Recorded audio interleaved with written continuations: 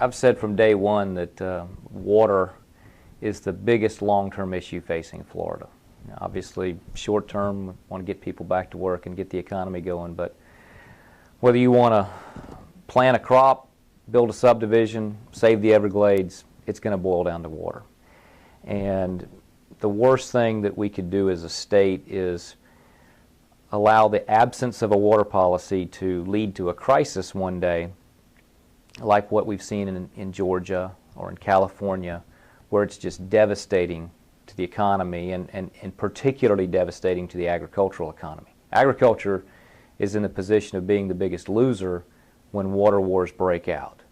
And so preparing for that is very important. And I view our department, particularly our Office of Water Policy, as the key link in bringing together water management districts, DEP, utilities, the whole host of interests to try and game out what our long-term needs are, how we're going to create the alternative supplies to meet the urban needs, how farmers can be a part of the solution in storing water, whether it's through water farming or environmental fee-for-services and things like that that give farmers new revenue streams and also save the taxpayers money when it comes to water management opportunities.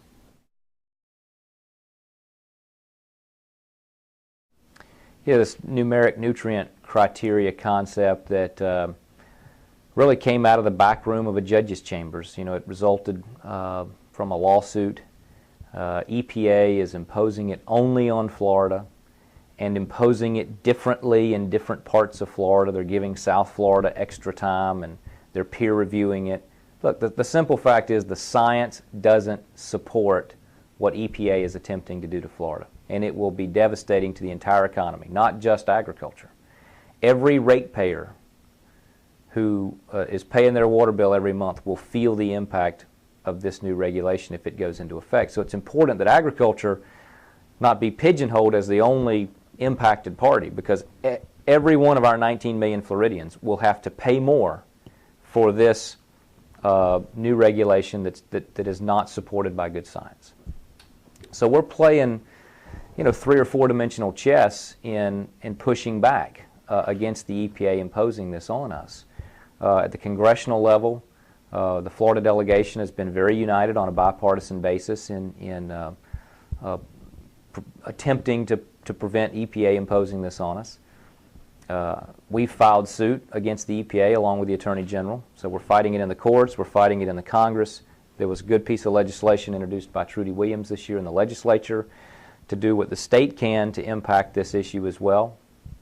And I think the combination of those efforts, we are beginning to see the potential for EPA to back up and allow DEP, the Florida Department of Environmental Protection, to actually devise a better approach where the state's in control of its own destiny.